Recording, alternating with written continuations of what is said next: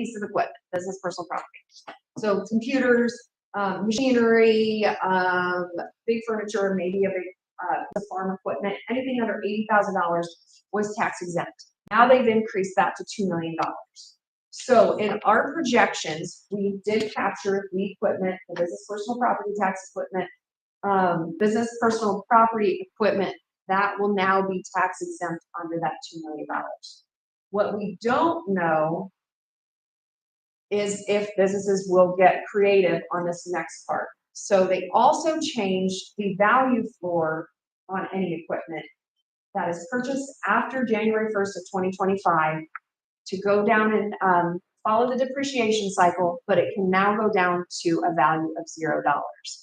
Prior to Senate Enrolled Act 1, it could go down to a 30% base and then just continue to be taxed on that.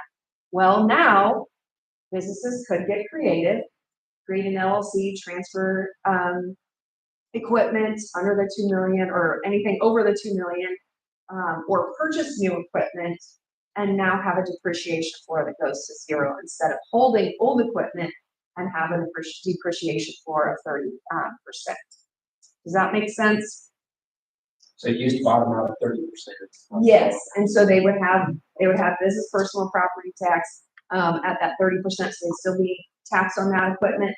Now it can go down to 0. So what our model does not project is what potentially could happen with purchasing new equipment or getting creative to create an LLC, transfer equipment, things like that. So we took a snapshot of what we know now, and that's what's built into the forecast or the projections. Each individual piece of equipment. Yes. Mm-hmm. Yep. So it would be a big piece of machinery. We'll kind of show you that it's not a huge percentage, but overall it is a $50 million impact to your assessed value.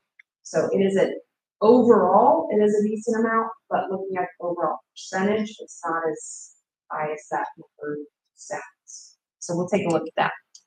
One last thing to mention is they changed the controlled project threshold from between 40 and 80 cents, having to go to do 2 hearings. You're doing a controlled project, anything over 80 cents had to go directly to referendum. They lowered that to 70 cents. So anything, if you have a tax rate over 70 cents, directly goes to referendum. You guys don't have to worry about that. Your debt service tax rate is low. Actually, it's like 20 years. We'll see it here in a minute.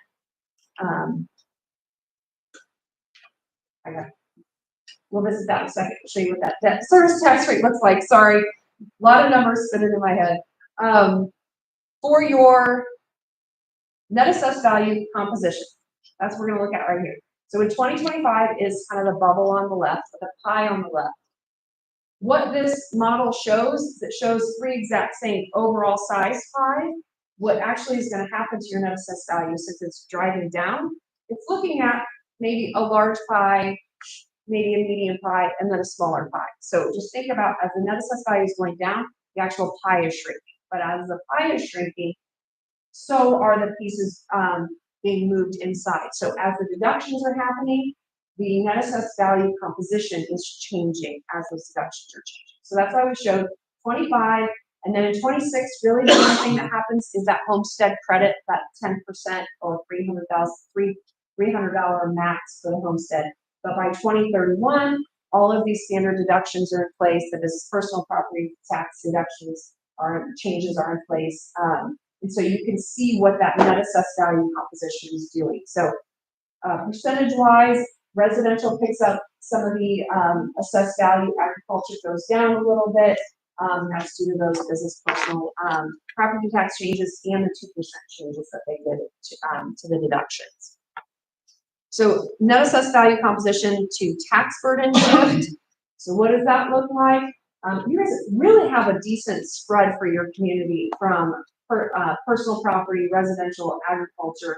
Not as large as commercial, but as you think of like a squishy ball, as you squish one side, it pops out on the other. So that's kind of what we're saying is when one piece of the pie changes a little bit, that burden has to shift to another piece of the pie. So we don't really see any large swings, but there is a shift in who the tax burden shift goes to. So we're just kind of showing what that looks like for your district.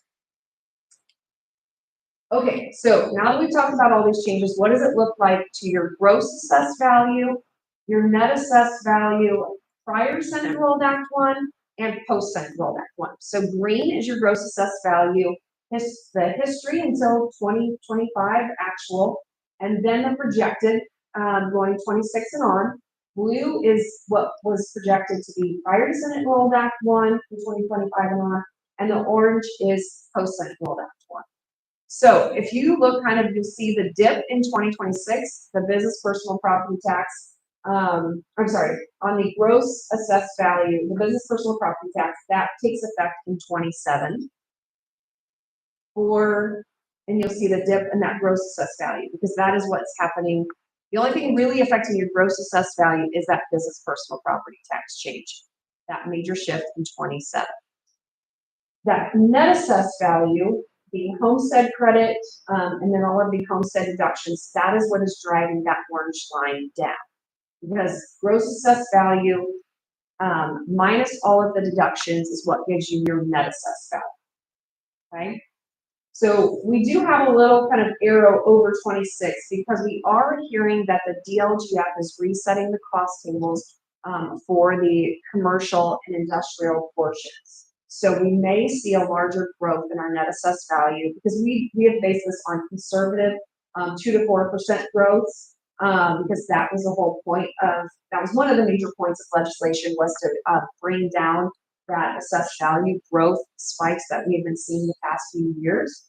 But since they're resetting those cost tables in 26, this may look a little bit different for 26, but still those deductions are going to take effect and it's still going to drive that net assessed value down. So it may just delay it one more year.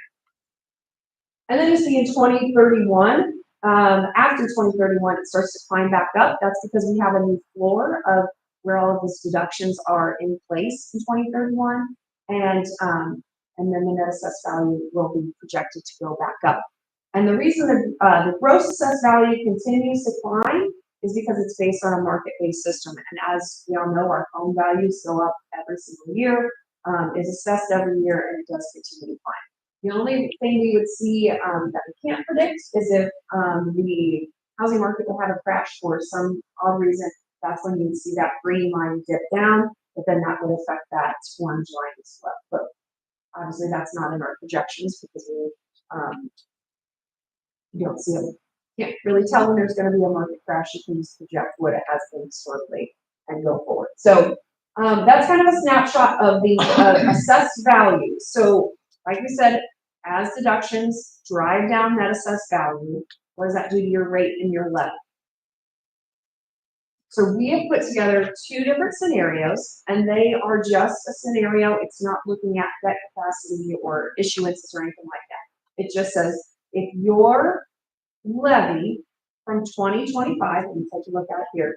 If your levy from 2025 is carried forward until 2035, prior to Senate Enrolled Act 1, your tax rate would have been able to dip down a little bit as the assessed value is growing up. But post Senate Enrolled Act 1, as the assessed value is going down, to generate that exact same levy, what would it look like to your tax rate? And you'll see that it would need to continue to climb until about 2031 when it sets the new floor for assessed value. Looking at the rate scenario, if we took your pre-Senate Enrolled Act 1 debt rate at 38.42, there it is. If we took that rate and continued it on out until 2035, prior to Senate Enrolled Act 1, you would see that levy grow. And let's just take a look at 2031, you would have seen that levy grow to 2.8 million. Well, to receive that exact same levy or revenue in 2031, the post-Senate Enrolled Act rate, post-Senate Enrolled Act 1 rate would need to climb to 55.61. So as the assessed values are going down, the rate would need to go up to generate those levies. So we just we are modeling this just as kind of an example to all districts to say, what does it look like going on a levy-based scenario or a rate-based scenario due to these changes? So in 2025 for debt service, we levied $2.4 million. If we were to hold that levy flat and we were to levy $2.4 million, let's say in 2031, Mhm. that would be a rate of 49 cents. Yes. So for the same amount of money, we would go from 38 cents to 49 cents and not receive an additional dollar tax rate. So that's where this net assessed value driving down, it's really, the rate has kind of become non-existent. I mean, it is in the calculation, but when you're talking revenue, it's the same amount of dollars. So that rate really doesn't have the same kind of effect that it would trying to manage. And this is, like I said, if assessed value comes in a little bit higher for 26, this will look better for 26, but it's going to be, those deductions are going to continue to come in. So that's just an example of what we know today, and based on a conservative 2 to 4% growth. So, okay, so let's just look at that in a line graph. So what would that do to your tax rate based on a levy-based scenario or a rate-based scenario? You guys are below that 40 cents. So if you want to do a controlled project, you just do your board approval and you move forward. You don't have to have special hearings. But if those levies continue to go down, you will be bumping into that over 40 threshold. So then you would be subject to petition remonstrance. So you would have to send your information to the county auditor and then, or the county clerk, then you have your 2 hearings, and then if they've got 500 signatures and petitions, then it would go into a referendum. But at Warsaw, we did that on our last 3 project, and we never got any effect at all. And most districts, you know, if you're managing to not raising your levy or rate, hold your hearings and proceed with your projects. The last big project is petition remonstrance. And then other short-term borrowings. So just wanted to give you a picture and a line graph of what would be happening to those tax rates to get those levies. And then looking at a total tax rate. So we were just talking debt service rate. If we're talking total tax rate, which would be your operations fund and your debt service fund, what would the levy situation and what would the rate situation look like? So managing to that 92-cent tax rate to get the exact same levy that you did in 2025, we follow that red line up to 2031 at $1.36. So what 92 cents got us in 2025? It would take $1.36 to get us the same money in 2030. So an increase in a rate of 44 cents, and we're not seeing $1 more than we saw 6 years ago. And honestly, so this is what, 50 some cents. The average across the state we're seeing is 30 to 60 cents across the board increase in tax rates due to these net assessed values being driven down. And I know we're talking school right now, but this impacts counties and cities and, yep. I mean, that's that SB 1 that's true. It's just the stuff that. But I think that's the thing to remember though, like in 6 years from now, if we were levying the same amount of money we were today, you know, it's 44 cents more based upon the way legislation is today. Yep.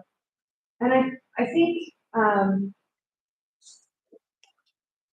we're careful to say this is not what they intended, but we'll look a little bit towards the end of our slide of historic property tax relief for taxpayers. It's got to come from somewhere. The impact has to happen somewhere. But did what they intended really, is the intended outcome really happening? So we'll take a look at that. Oh, there's some more changes. So they also are getting rid of income tax, so the lit. So there's two types of lit, certified shares, which is direct revenue to school districts, where the county writes a check to the school district.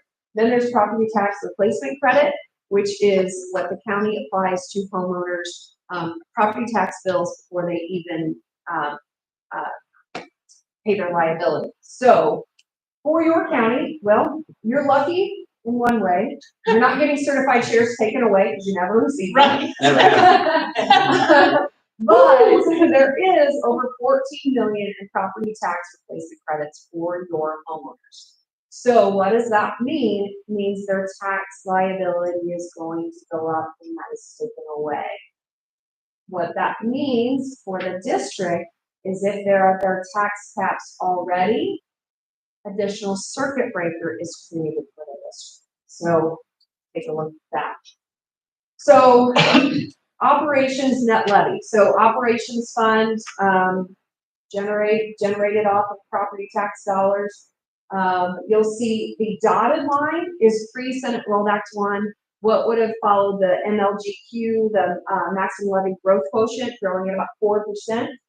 The red solid line is where the deductions take place, and in 2026 you'll see that decrease start due to that deduction, and then 27 continues because the business personal property gets implemented, and then the bigger hit comes in 2028 when that PTRC is eliminated, so it creates a circuit breaker for the district fees revenue not being received.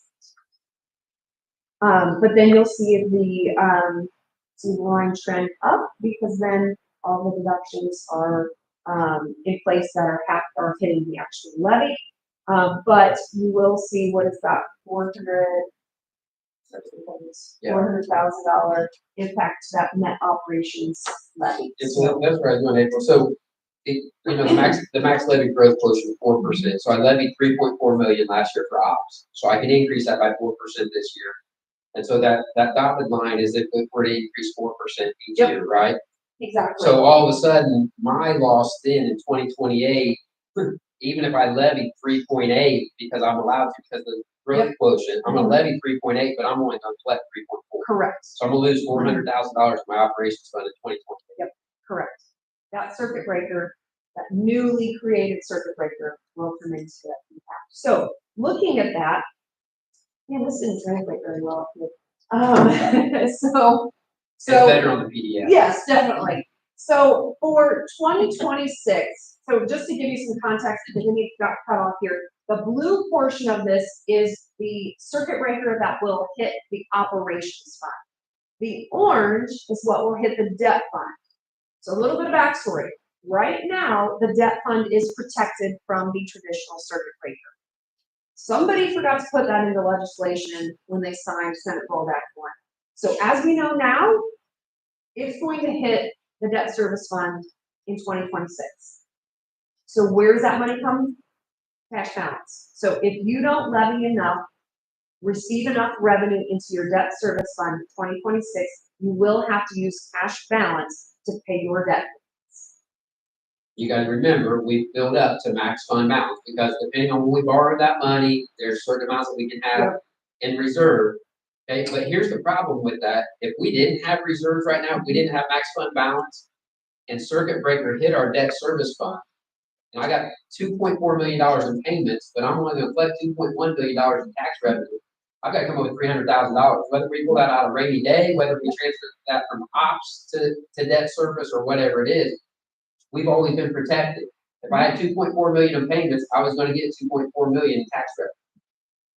But now that's not the case, as legislation currently states. Why can you transfer from ops to debt? Whatever. There's no, not like the ed op. Yeah, and ops, that's So a you would look at 15%. your ed op. But yeah, so then I'm gonna have to max out. So you talk about the trickle effect, because the op fund, I'm already maxed out on how much I can levy anyways. I levy 3.4, they're only gonna allow me to levy 4% more than that this year, and that's my max that I can get. Well, if that doesn't cover the difference, now all of a sudden, instead of transferring 8% out of ed, I gotta transfer 15% out. So it's just a ripple effect all the way across each of our funds. So if if you're part of the teacher group, you're looking at the language. Correct. So Correct. we talked about this at the seminar, is it's not just looking at education fund for negotiations, it's looking at education fund operations and debt now, because they all are impacting each other because of these changes. So do you think that was really left out? I Like you do, said, I do, because think- this was signed so fast, and then 8 days later, they made an adjustment, and because they were like, whoa, we made a big mistake in there, I don't even know what it was off the top of my head, but they made a change right away. But here's this is my one good news. Well, besides that the AB may be coming in a little bit higher. S&P is not gonna stand by and let this happen. They're not gonna let Indiana, government entities take a hit to their ratings and not have their debt funds protected, because they did it before, and they were like, we cannot have our government entities default and drive down Indiana's ratings. So we feel very strongly that in 2026 legislative session, they're gonna come back and protect that debt service fund. But as we know it, we're modeling it as we know it as of today. But we really feel like they are going to. But They can protect the debt service fund, but guess what? still has to come from somewhere. Where's it gonna come from? Right. So the next slide has modeled what then would happen to the operations levy if the maroon line, if the debt fund is protected, the maroon line is what would happen to that operations levy. So what is that? Almost yeah. Thank you. So almost a $500,000 hit then to the operations levy beginning in 2028. So great news, debt service fund will be protected, but bad news is it's gonna have to hit somewhere, it's gonna hit that operations levy. I think last year it lost on our operations fund, but I don't have it right in front of me, but I wanted to say $33,000. Do you have it in here? Yep, it is. But to $500,000, you know, like I said, we've been impacted very little in any loss. Yep, $34,000. So we'll go from $34,000 loss in our operations fund to $500,000 loss in our operations fund. So, remember when I talked about, is this gonna be historic property tax relief for taxpayers? Here is an example of, let's see, we've got one example in. Yeah, one example of, your, let's see, Liberty Township. This is a, median homestead of 128,350, value. Right now, if you model the levy scenario or the rate scenario, you would see not much difference in the impact to the homeowner, because most of them are pretty much at the tax caps, they're real close. You'll see that homestead credit kicks in. Yes, they see maybe $9 on the 26th.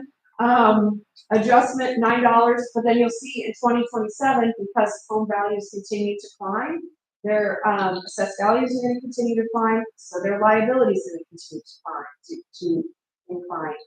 Then in 2028, when that PTRC is taken away, they don't get that credit anymore. So property tax goes up. So I'm a homeowner. I'm looking at that going. It goes down in year 1, and that's it. So, did I really see historic tax credits? Not sure. So this is we're just saying, we're modeling this to say is really the intent. Did it really happen? We're not seeing that in the data. We are going to have another governor race in the time frame of this happening. So maybe we'll see some changes, but this is how it is as we know it right now. And as you see, especially until 2028, no matter if you do the levy scenario or rate scenario, it's not going to have a huge impact on the tax. Because majority are close to that cap. Okay, the next 2 slides, they're just summary, so if you need something to fall asleep to at night, here you go. But the next couple of slides are taking the levy-based scenario and the rate-based scenario and kind of putting it in a summary on a chart for you. So at the very top, it shows your certified levy. So imagine that green line that we looked at earlier. Then we're going to insert the circuit breaker loss, and then it gives you that net levy. And so based on the 25 levy scenario, you'll see operations fund, you'll see it increase slightly from, let's see, 25 to 26 to 27, but it increases, but also does your circuit breaker. So it's not going to increase as quickly or as much as it would have higher incentive at that point due to those deduction changes. So you pretty much go from a 1% circuit breaker loss up to 2028 has a 10.5%, 2029 has a 10.9% potential circuit breaker loss. And just put the property tax rates based on that scenario at the bottom of the screen there just to show you. So looking at the blue and orange, blue is your operations, orange is your debt. If you're looking at your levies inside of there, are they still growing a little bit? Are they still growing what they should have prior to Simple Act 1? No. Are your expenditures going to climb? Yes. Utilities going up? Yes. Everybody wants paid more? Yes.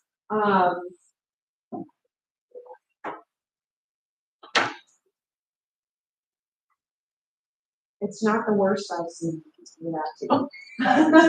But it is something that when you're. Do you mean that it's not the worst you've seen for our school district, or do you mean that's not the worst legislative decision? It's not the worst school district projection I've seen. Okay. Yeah. So, but it could be very much the worst legislative decisions you've seen. Okay. I don't want to say that Not to put words in your mouth, but now that you're all recorded. Right. Okay, let's just be clear. Yeah. So I'm a little nobody. You protect yourself. So really, what we at Policy Analytics do is we take the data and we translate it. Say what changes has happened, what is the impact on your district, and every school district is made up so differently across the board. We're seeing different results. You guys have a nice spread from ag residential. Off the top of my head, but you have a nice spread. Others that are like 75% residential and everybody's at the cap. There's nowhere that to go, but complete circuit breaker loss. So it's really just. It just depends on what your makeup is, what the impact to your district is. But everybody is impacted in some aspect because it's just that formula of you receive tax levies as your revenue, and as they're driving those down, that levy is not going to increase. So the next slide is just the rate scenario and summed up into one sheet. You'll see on this that the circuit breaker is higher in the rate scenario because it is trying to generate a larger levy. So it's increasing the rate, and as the rate is higher, it generally creates the higher circuit breaker loss because your taxpayers are at the tax stay. And then the end of this is just the data behind it, talking about the NAV projections, and then the levy scenario, rate scenario, across the board. So those are just kind of the numbers behind it. But April, the big takeaway from me. Yep. So basically, in 2025, I saw about a 1% circuit breaker loss. Mm-hmm. But in 2029, I'm at 10 to 12%. Correct. Yep. So yeah, I would say that is the biggest takeaway for you guys. So are you seeing huge spikes, or huge declines in direct revenue? Not necessarily, but that circuit breaker loss is where it's ups. And essentially that is a loss. Any other questions or comments or anything that I can help or go back to and highlight?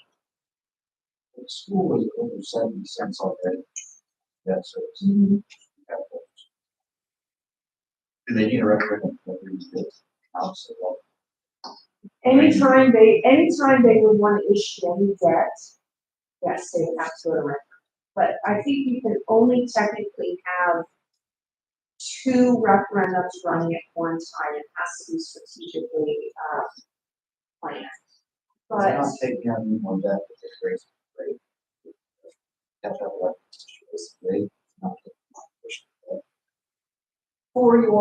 for this, no, you can raise the rates to increase that levy, but if you're planning a project to generate millions of dollars, yes. So you need a steady, slow and steady increase in tax rates. Awesome. Yes. That's More probably money, what you're looking. yes. Or a lot of us already have debt structured out Yeah. however many years. Right. You know, so like our debt may have been structured in a way where, you know, in 5 years from now, I'm paying $200,000 more in lease payments. We haven't borrowed an additional dollar, but I still have to go get that. So if my NAV is going down, but we're already structured for $200,000 more payments, I've obviously got to close that gap Right. some way. So that rate's going to have to go up in order Right. to generate that additional revenue. But yes, you talk about districts that are already at 7 cents, if they want to really borrow, Yeah. and it's automatic. Right. So where are we? What's our rate? We were 38, 34, 30, 34. 34.8, maybe something like that. So if you're looking to, Right there. Or why would not- 38.42, 38.2, yep. 38.42. so you're looking to raise that rate. So you're 38, so we're 38 cents right now in debt service, you know, but as soon as you go over 40, you know, like those little short 2-year repayment GO bonds, you know, we've done, and now all of a sudden, all that, anything that pushes over that 40, now all of a sudden it's controlled. Or petition remonstrance and everything else. And that first year, 26, and they get, assessed values coming a little bit higher, and you can still be staying under that, you can do your project then, but it throw you over that 40 cents then. The following The year, following as the year? AV Yeah, drops, so you'll just have to work with, your, bond counsel and your underwriters. the ice miller, steeple. Yep. And so I've already got them looking at our debt structure as well. We've refunded, we've restructured, we've done some different things. So I've got them looking at our debt structure right now. Figure out, is there even anything we can do with our current debt structure to create some capacity. So.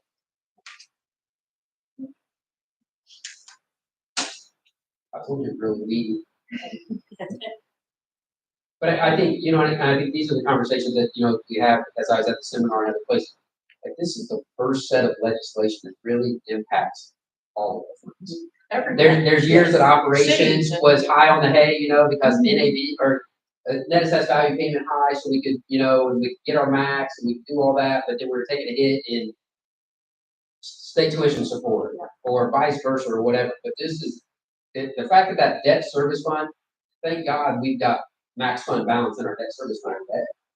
But, you know, the fact that that's not protected, you know, and you talk about a big red flag for districts that don't have that max fund balance. And if they don't have enough, if they're gonna lose too much in their levy, that they can't pay their lease payments, they've gotta go get that money somewhere. I know this isn't part of this conversation, because we're talking property tax levy generated revenues, but, as Ben said, you know, it's hitting all of the funds. Yes, they gave 4% across the board increase to districts, but that included this, curriculum material reimbursement inside of that. So essentially, almost 2% of that was just revenue that they had already been giving. It's just lumped in. So districts across the state, and especially if they're having a declining enrollment, are not going to be seeing even a 2% increase in their state tuition.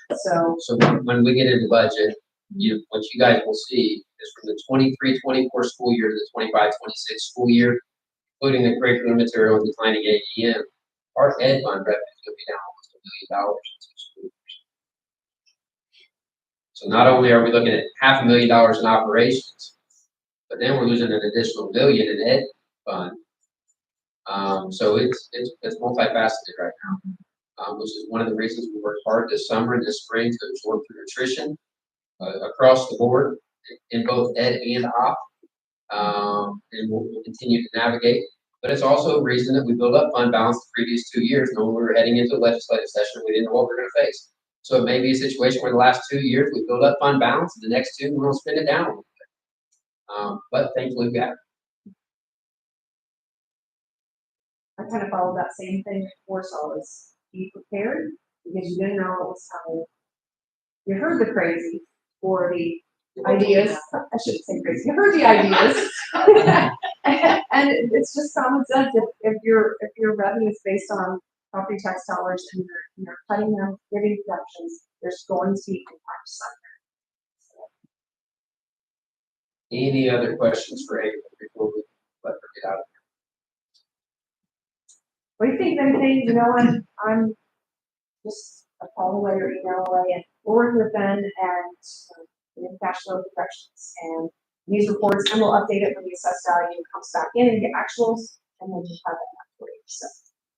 So when we roll back, probably, I sent my 3rd month's worth of data today for them to start building out those cash flow projections as well. But they've got all this information that we can dig, so probably about September, I'll bring those first ones to you guys then. And we can start looking at those in addition to the normal monthly cash flow I provide. So, April, I appreciate it. Yeah, thank you. Thank you so much. Thank you. Appreciate it. Thank you. Yeah, That was a lot. Yes. we do have an agenda. We do.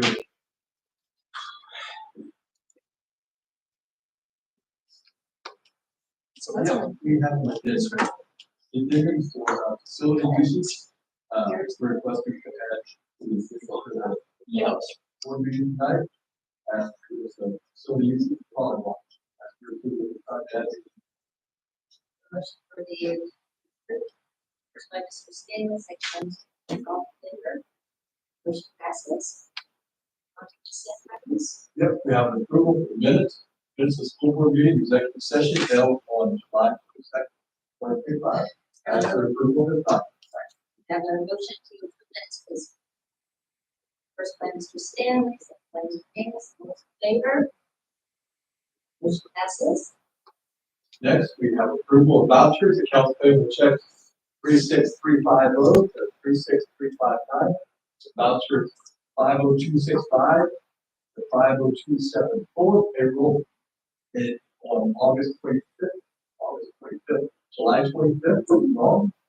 Totaling $1,352,337.55. A motion to approve vouchers. First by Mrs. Longacre, second by Mr. Stanley, all those in favor. Motion passes. Next, approval of personnel, those people have added to your folder. Ask for approval this time. A motion for approval of personnel, first by Mrs. Martin, second by Mr. Stanley, those in favor. Motion passes. Next, we have a donation from Union Chapel Church to support FCA. Ask for approval this time. A motion to approve donations. First by Mr. Venus, second by Mrs. Martin, all those in favor. Motion passes. We do have a fundraiser. It's that time of year. Park Elementary, Somerville Elementary are requesting permission to start the annual mug sale August 14th and 28th, 2025. Proceeds go to student activity accounts. It's an annual event. I'll ask for approval this time. You ready, Mindy? I'm ready. That's one of my favorites, yes. A is so, look, if you don't know, it's really easy to get moms. They've got a nice quick system for it. You've got money. It just helps them out. I cannot champion an easy fundraiser. Absolutely. So, can I have a second? Second by Mr. Stanley, all those in favor? Yeah. Motion passes. Right. Yeah. This is the agenda.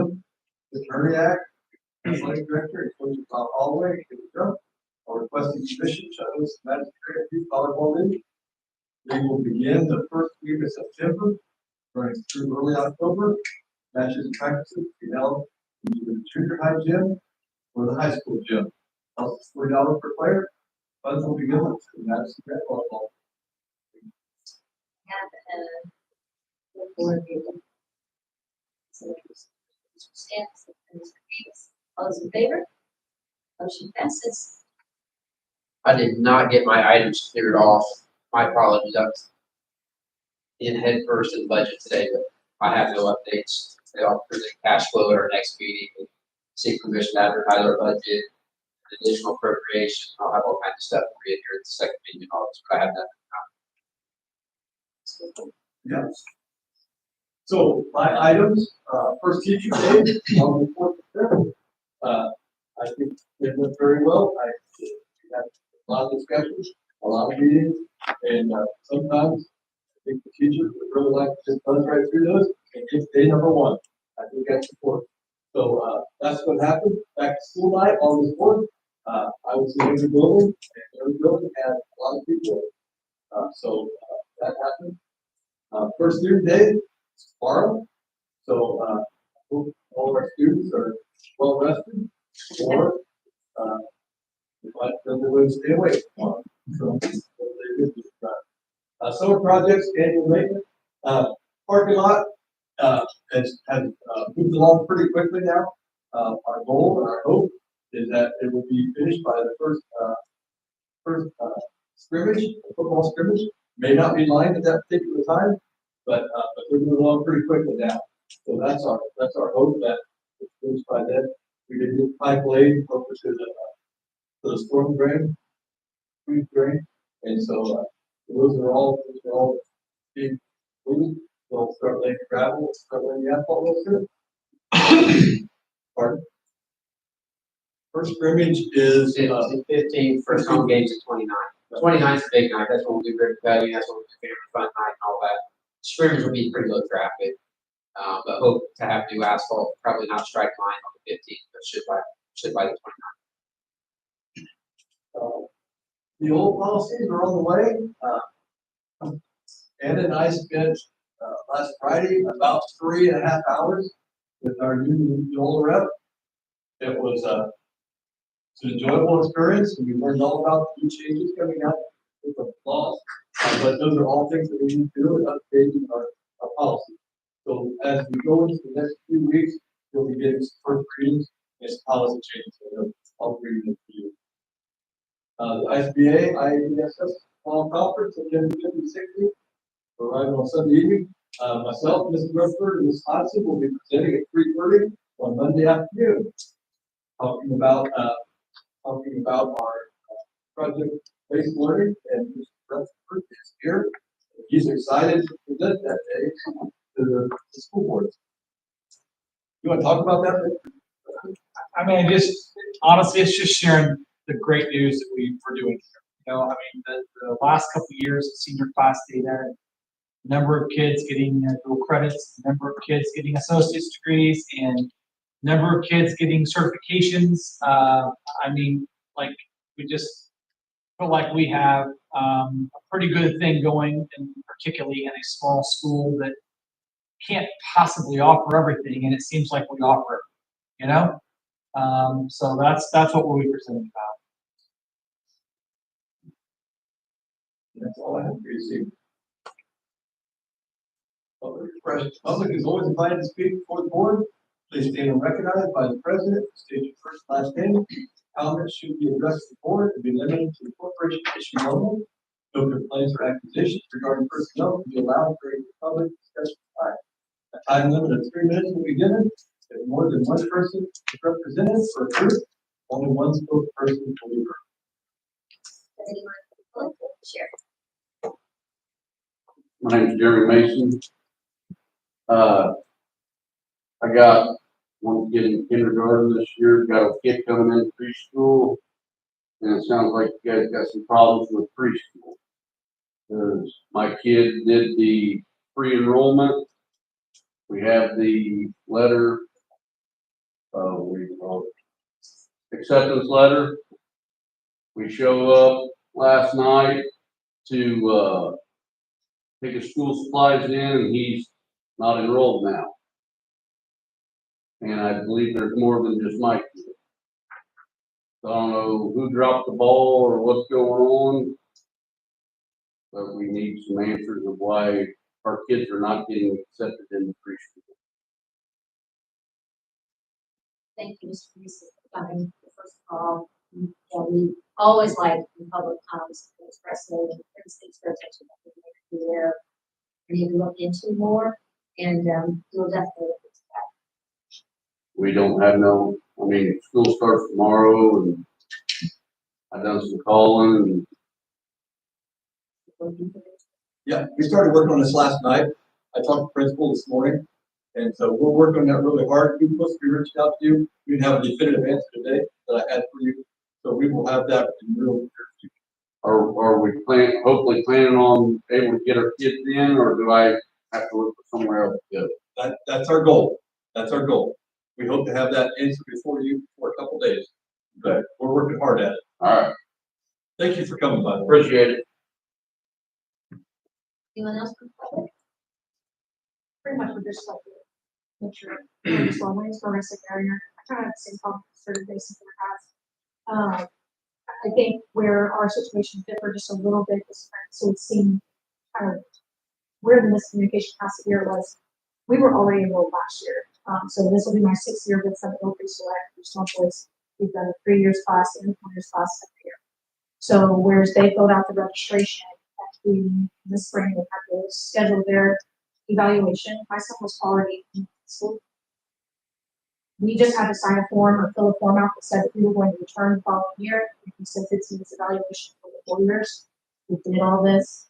I'm very good friends with his preschool teacher, so when I didn't hear from her this year, reached out to her, was like, hey, what's going on? Like, I haven't got a welcoming notice. What's the deal? And that's when she not only informed me that he wasn't registered in her class, he wasn't registered at all. There was one email that was sent to me. This email was highlighting the FAFSA and reconfiguration of financials within the preschool. There was no mentioning that we were re-enrolling whatsoever. So my main job is not to read my emails. I know it sounds really lazy, but I've got 3 boys. I got a whole job. I got a whole lot. So I don't fill out that stuff. It doesn't, it's not worth my time personally and my family's financials. It's just more time wasted.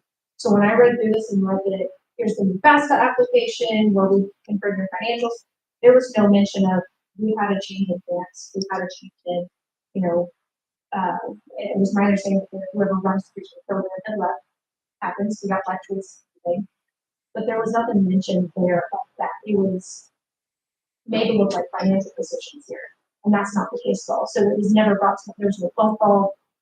You know, hey, you were here last year. This is what's happening. We need new registration information. None of that.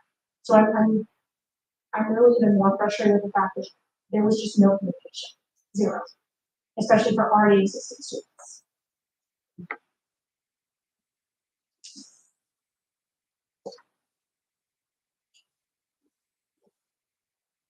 Anyone else?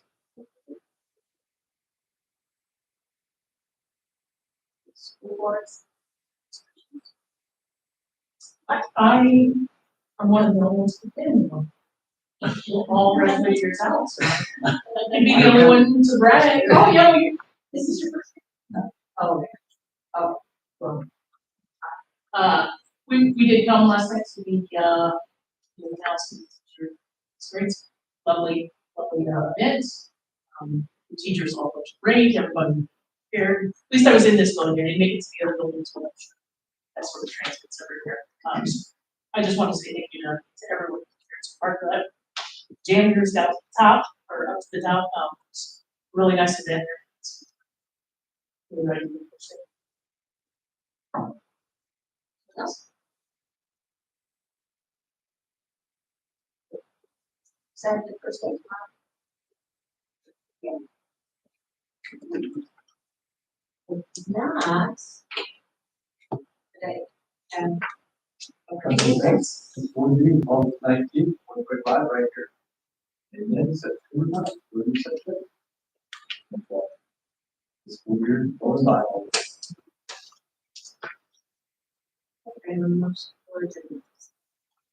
Mr. Stanley, and Francis Conley, you're all in favor. Meeting adjourned.